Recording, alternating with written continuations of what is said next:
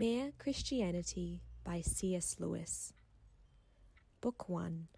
Right and Wrong as a Clue to the Meaning of the Universe. Chapter 1. The Law of Nature. Everyone has heard people quarrelling. Sometimes it sounds funny, and sometimes it sounds merely unpleasant. But however it sounds, I believe we can learn something very important from listening to the kind of things they say. They say things like, "How'd you like it if anyone did the same to you?" "That's my seat. I was there first." "Leave him alone. He isn't doing you any harm." "Why should you shove in first?" "Give me a bit of your orange. I give you a bit of mine." "Come on, you promised." People say things like that every day. Educated people as well as uneducated, and children as well as grown-ups. Now, what interests me about all these remarks is that the man who makes them is not merely saying that the other man's behavior does not happen to please him. He is appealing to some kind of standard of behavior which he expects the other man to know about. And the other man very seldom replies, "To hell with your standard." Nearly always, he tries to make out that what he has been doing does not really go against the standard, or that if it does, there is some special excuse. He pretends there is some special reason in this particular case why the person who took the seat first should not keep it, or that things were quite different when he was given the bit of orange, or that something has turned up which lets him off keeping his promise.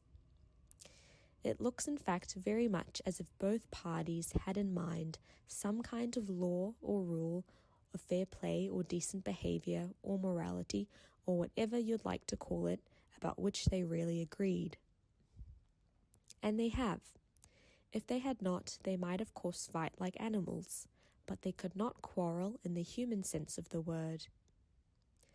Quarreling means trying to show that the other man is in the wrong, and there would be no sense in trying to do that unless you and he had some sort of agreement as to what right and wrong are, just as there would be no sense in saying that a footballer had committed a foul unless there was some agreement about the rules of football.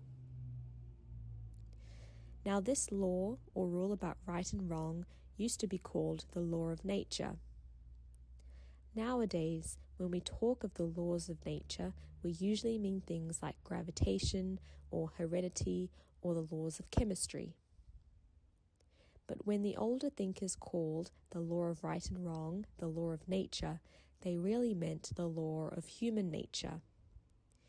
The idea was that just as all bodies are governed by the law of gravitation and organisms by biological laws, so the creature called man also had his law, with this great difference, that a body could not choose whether it obeyed the law of gravitation or not, but a man could choose either to obey the law of human nature or to disobey it. We may put this in another way.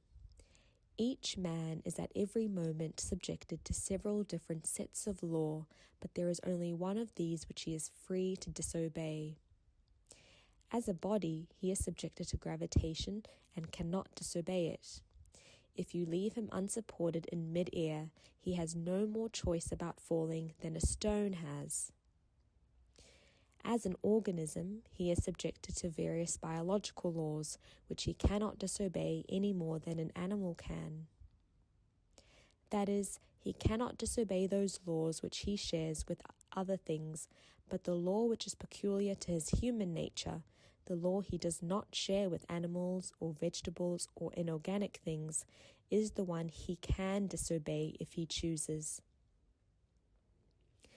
This law was called the law of nature because people thought that everyone knew it by nature and did not need to be taught it. They did not mean, of course, that you might not find an odd individual here and there who did not know it, just as you would find a few people who are colorblind or have no ear for a tune. But taking the race as a whole, They thought that the human idea of decent behavior was obvious to everyone. And I believe they were right. If they were not, then all the things we said about the war were nonsense.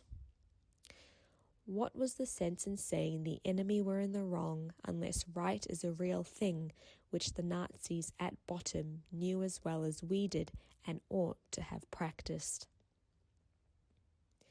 If they had had no notion of what we mean by right, then though we might still have had to fight them, we could no more have blamed them for that than for the colour of their hair.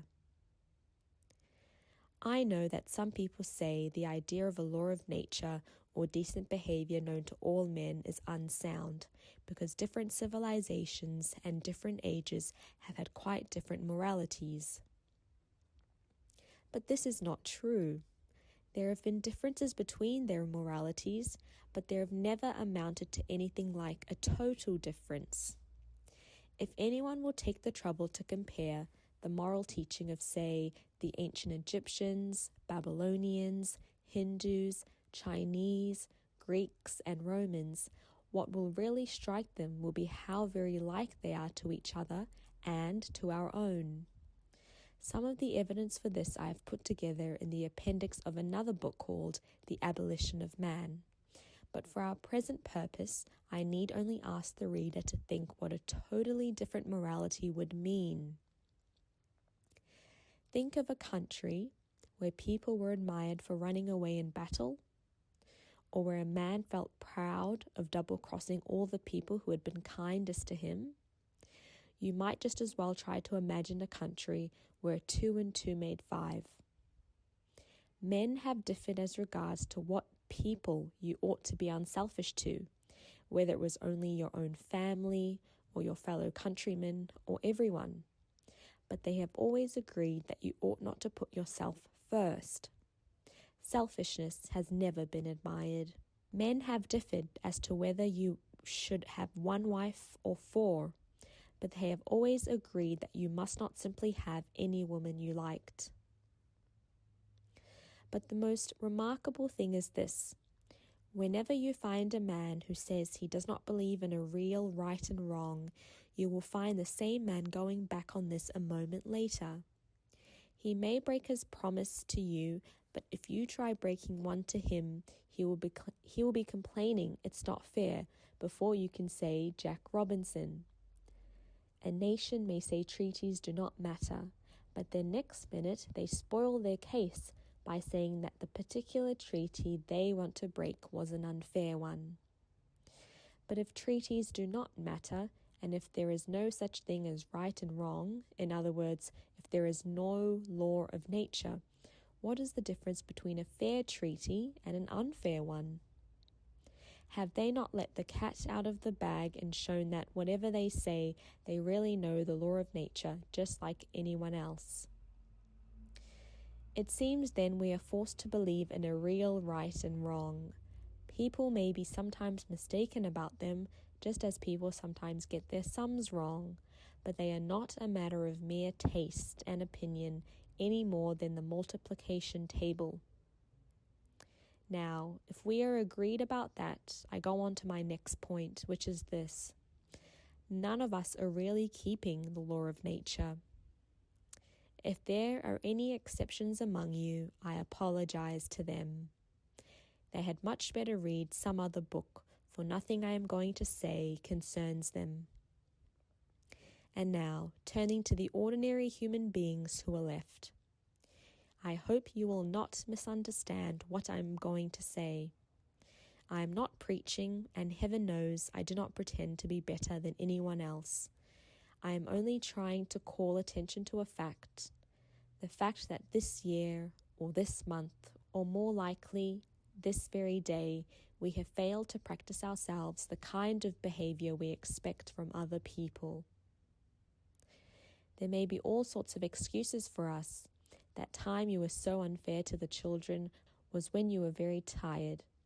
That slightly shady business about the money, the one you have almost forgotten, came when you were very hard up.